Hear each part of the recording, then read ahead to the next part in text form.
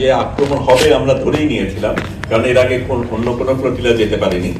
কাজে আক্রমণ হলে আমরা কি করব সেটার একদম মিলিটারি কায়দায় আমাদের কিন্তু প্রত্যেকের রিহার্সেল করা ছিল। রোল কল, কেউ যদি মিসিং থাকে তাহলে তাকে কি করে খুঁজে পাবে, প্রত্যেকের সাথে আরেকজন যাতে একজন আরেকজনের খোঁজ রাখে। আবার আক্রমণ যখন হয় তখন কে প্রতিহত করবে, কে স্পোক্স পার্সন হবে, সব কিছু আমরা করেছিলাম।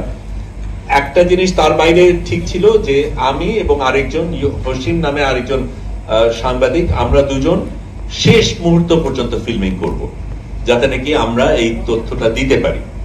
সেটার কারণে আমাদের বিশেষ একটা জায়গায় থাকতে হয়েছে যেখানে আমরা ইন্টারনেট সিগন্যালটা পাবো, আমরা লাইভ দেব।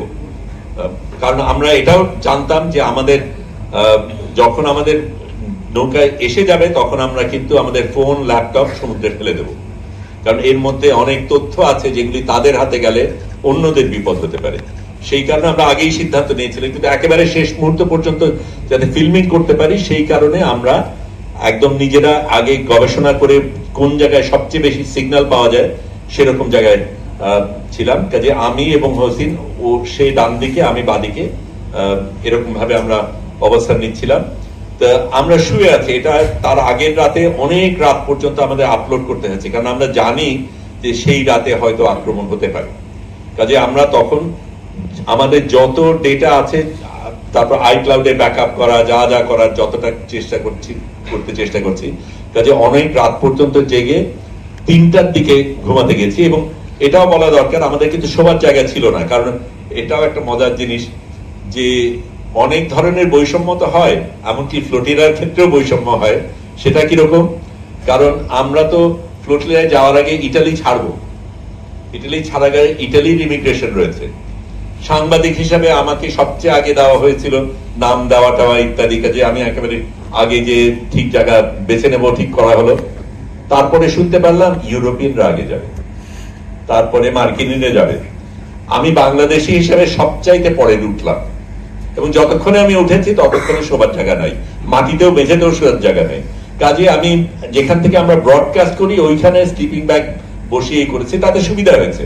কারণ যখন বলা হলো যে সিগন্যাল পাচ্ছে, কারণ রেডার দেওয়া আছে, আমরা 24 ঘন্টা কিন্তু আমরা মনিটর করছি। আমার নিজেরও ড্রোন ওয়াচ ছিল, ছাদে গিয়ে আমরা এদিক ওদিক তাকিয়ে দেখি ড্রোন আছে কিনা, কোনো কিছু হচ্ছে কিনা, রেডারের তথ্য পাই, অন্যদের থেকে আমরা সিগন্যাল নিচ্ছি। তখন হঠাৎ করে ওই সাইরেন বাজা শুরু করলো এবং হুয়াইরা তখন বলছে এটা কিন্তু আসল, এটা মহড়া না। তখনই তেমন বুঝে ফেলেছি ঘটনা কি। তখন অন্যান্য কিছু না দিয়ে আমি শুধু আমার ল্যাপটপ এবং মোবাইল এই দুটো হাতে নিয়েছি, কারণ এই দুটোকে ফেলে দিতে হবে এবং আমার শেষ মুহূর্ত পর্যন্ত ফিল্মিং করতে হবে।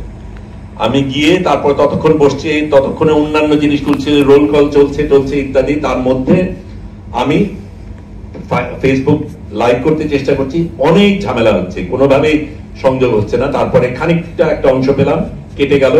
তারপরে একটা ছোট্ট অংশ পেলাম, তখন ওই নৌকাগুলি দূরে অন্ধকারের মধ্যে দেখানো যাচ্ছে। তারপরে সেটাও থেমে গেল। আমি বুঝলাম যে ওপরে তখন হেলিকপ্টারের বাতাসের কারণে এটার জন্য আমরা প্রস্তুত ছিলাম না। আমরা কজন আসতে পারে, কিভাবে আসতে পারে, আমাদের জাহাজটা অনেক বড় বলে তল থেকে না এসে হেলিকপ্টার থেকে আসার সম্ভাবনা বেশি, সেটাও আমরা জানতাম।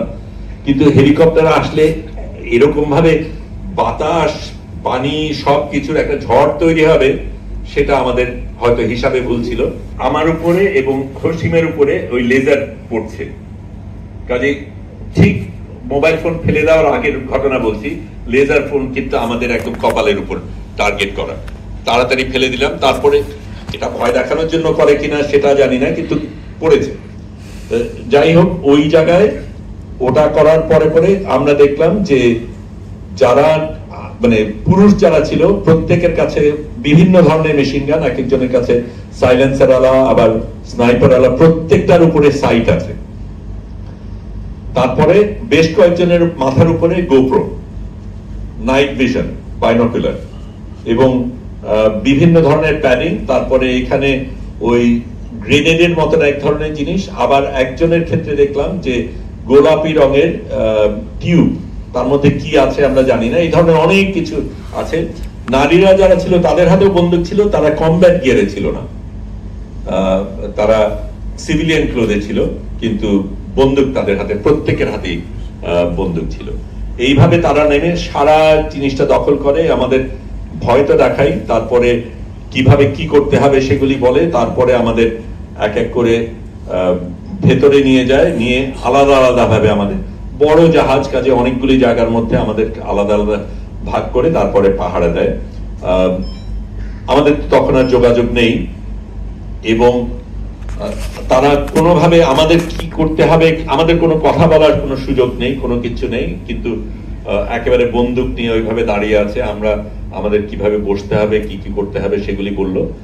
আমি বাকি আলাপে পরে যাই, কিন্তু এই জায়গায় আমরা তখন আমাদের কাছে পরিষ্কার যে এখন আমাদের গাজায় যাওয়ার আর সুযোগ নেই, এখন আমরা সম্ভবত ইসরায়েলি জেলের দিকে যাচ্ছি।